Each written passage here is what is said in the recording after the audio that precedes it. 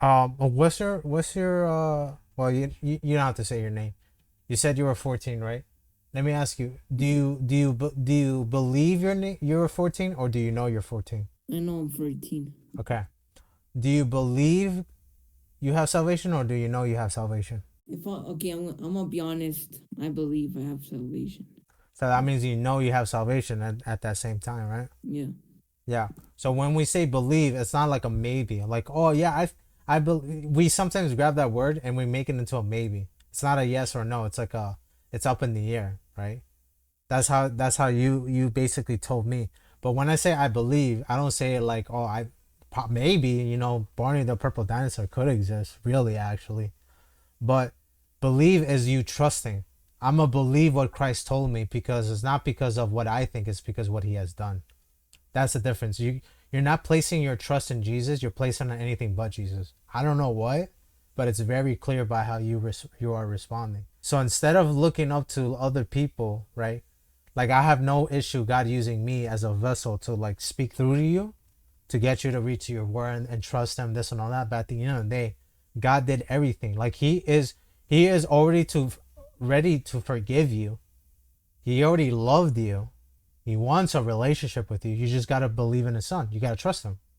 That's it. That's all he's asking. It seems hard because we're not used to relying other people, especially ourselves, other apart from our parents, and more ourselves. But trust God. Yeah. I think I'm relying too much on other people's opinions. Yeah, 100%. So Yeah. you don't have to go. I Oh, let me started go to like here. Let me go to there. Just go to God. Literally. yeah. I started like watching these TikToks explaining Hebrews, and like all of them make me feel like I had no hope. Yeah, because they're not preaching the gospel. Right? They're preaching anything but. No, but these accounts were like very like they were good account like they were like good profits, And you're and and they that were making you feel bad, like doubt your salvation, or like feel bad in what sense? yeah, doubt my salvation. Yeah. No, it doesn't matter how good they are. Like, you can be like the most smartest guy in the room, but if you're inadvertently condemning other people, you're gonna held liable for that. It's not like, oopsie, I didn't know better, I was ignorant. No, God is gonna punish you for it, whether you know it or not. That's why I'm very careful. Like, if I'm preaching the right message, I'm gonna make sure I am preaching the right message. Not that I feel that it's the right message, or how what I say. I'm not God. I don't decide what I don't use my method and to play my standard above anybody else. God's standard is above mine.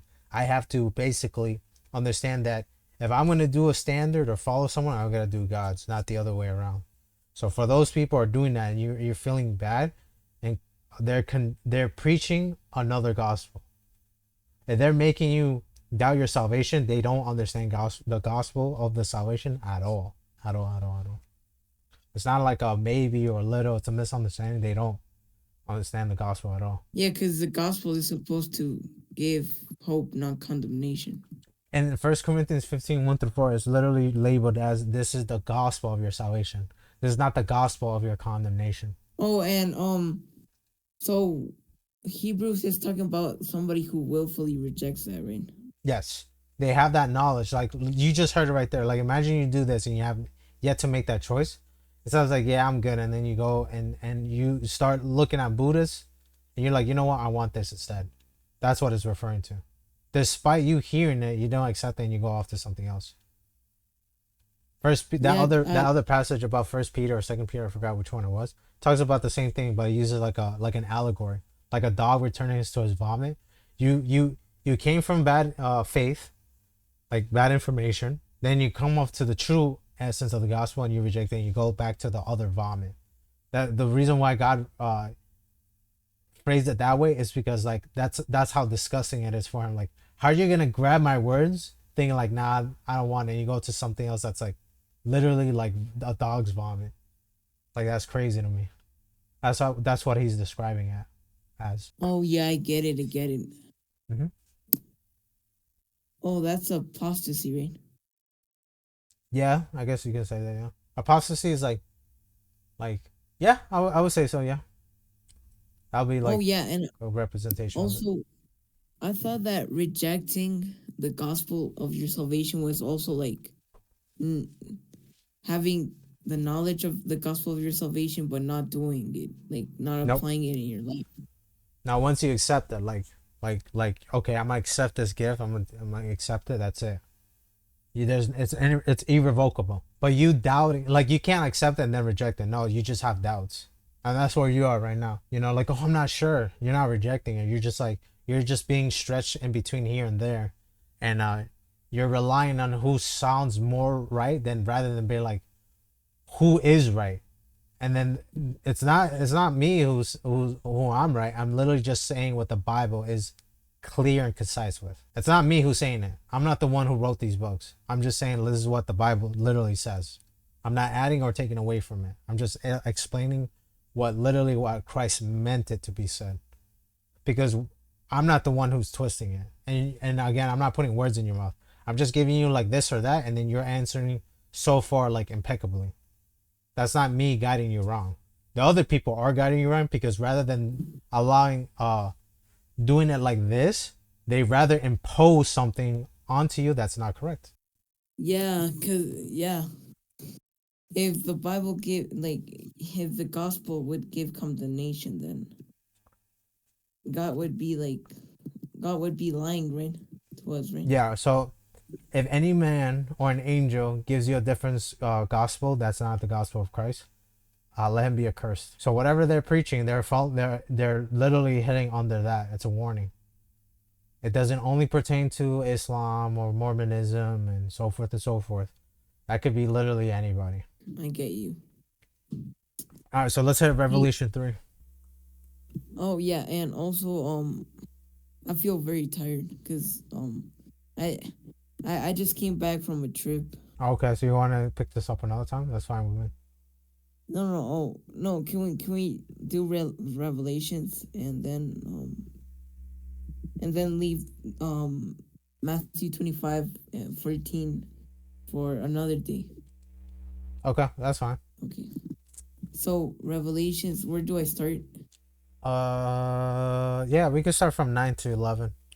This one's not too difficult. Behold, I will make them of the synagogue of Satan, which say wait, sorry, That's funny. I can hear it. which oh, which say they are Jews and are not, but do lie. Behold, I will make them to come and worship before thy feet, and to know what I have loved uh, the right. The. Is that how you say it? Oh, the. Sorry, I'm not very good at it That's okay. speaking English. Because thou hast kept the word of my patience, and I will also will keep thee from the hour of temptation, which shall come upon all the world, to try them that dwell upon the earth. Behold, I come quickly. Hold that fast with thou hast, that no man take thy crown. Sometimes they'll look at that and say, "Look, there's evidence that it is possible." But if you actually grab those three verses rather than just isolate 11, it says everything otherwise. For instance, it's talking about people that are enemies of God. And look how he addresses. Behold, I will make them a synagogue of Saints. Say, they are Jews, are not, but do lie. So he's allowing to them, is like, you know what? You are saying, I'm allowing this to happen because you don't want to be a part of me. Behold, I will make them to come and worship before thy feet. So there's two groups being identified, the enemies of God and then you. He's talking to us directly. To know that I have loved thee. So obviously there's a difference. I'm like, you know what? They don't want anything to do with me. Or this and that. I gave them all these chances, but I'm gonna make them do this before you because I love you. Okay? Because thou hast kept the word of my patience. That means you're doing the exact opposite of what they have done thus far. I will also keep them from the hour of. I will also keep thee, still talking to us, from the hour of temptation. That means that we're not going to be tempted in that sense of like in the same sense like what Jesus not only, right, it's a both and, not only what he undergo through Matthew 4, but also it talks about the great tribulation, which shall come upon all the world. So it's like solidifying that's referring to the great tribulation, to try them that dwell upon the earth. So they're the ones that are undergoing, the enemies. Behold, I come quickly. That means it's like a warning for that, like, hey, I'm coming soon. That he only tells that to us because why would he tell it to other people? Because they're not listening. Hold that fast which thou hast. That means you already have it. He's just telling you, it's like, all right, just wait for me. When you read this, hold that fast which thou hast, that's supposed to be another way of saying like, hold on, I'm gonna come quickly. Just wait a while. Just wait a while. Just wait for me. Wait for me. That's what he's basically saying. That no man take thy crown. That means it's not really saying in a way like, okay, if you don't do this, they'll take away your crown. He's assuring you. He's making like a declarative statement. It's like saying, I'm going to have the wedding at 9 p.m. I'm saying that in a declarative stance. So in that same sense, I'm like, okay, that no man take thy crown. That means that nobody's gonna take it away. It's not because everything that I mentioned prior leads up to you potentially losing your crown. That's not what it's talking about. And the two verses beforehand, right? It's talking to somebody that he plans to take care of. It says, I love thee. I'll keep them from our temptation. And so if that's being said, he's telling us in the form of assurance, why are we going to believe otherwise, thinking we can lose our crowns? It just doesn't make sense. Oh yeah. Okay, I get it. I get it. So it's not talking about losing your salvation. That's Nope. definitely not it. Nope. Yeah, people just like twist scriptures. 100%. Because think about it, right? A snake twists, right? They slither and you don't know they're coming. All of a sudden you got bitten, and rather than being like, ow, I'm venomized, all of a sudden we turn and don't believe God, and we believe the enemy. It's not like they bit us, honestly. It's not even them. Like, I think we just willingly like take the poison and thinking it's like, like what God has done is not enough or something's missing. That means that we place our faith more than the enemy than God every time we doubt ourselves.